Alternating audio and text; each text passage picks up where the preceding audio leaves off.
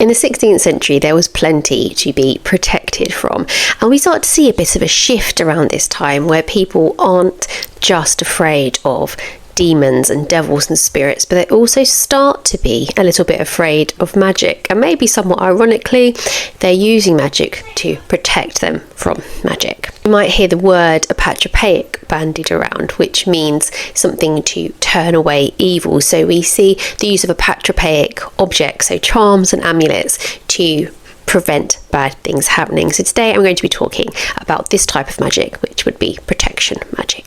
Now, as with lots of type of magic which we've talked about, there was very much a Christian element running through, and we quite often see a mixture of magic, religion and astrology being kind of intertwined, with picking the best days and mixing them with symbols and kind of putting them along with Christian prayers.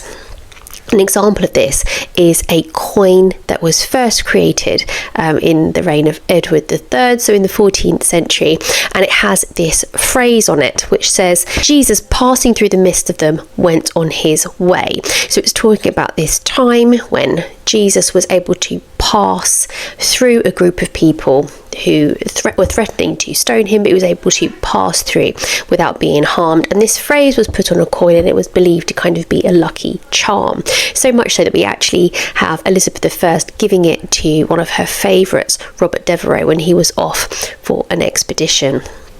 So this protective coin was still being used a couple of centuries later. We also see the use of amulets, and these could be used for all sorts of different reasons, sort of supernatural protection, but also sort of more generic protection. And again, these are thought to draw power from God. So some things that you might have an amulet for included quite mundane things, so to help you avoid arrest, which is an interesting one, to prevent you from drunkenness, although I can imagine this would be the sort of amulet that maybe someone would give to their husband or maybe wife to prevent the drunkenness.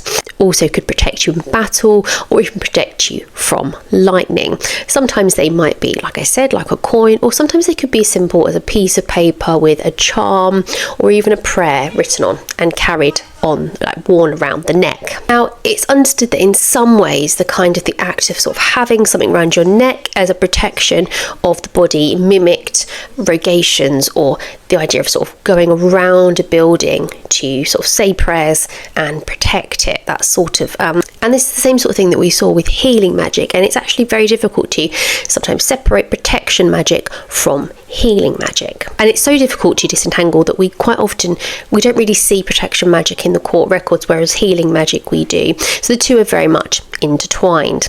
Some areas which are slightly separate from healing magic are things such as witch marks and witch bottles.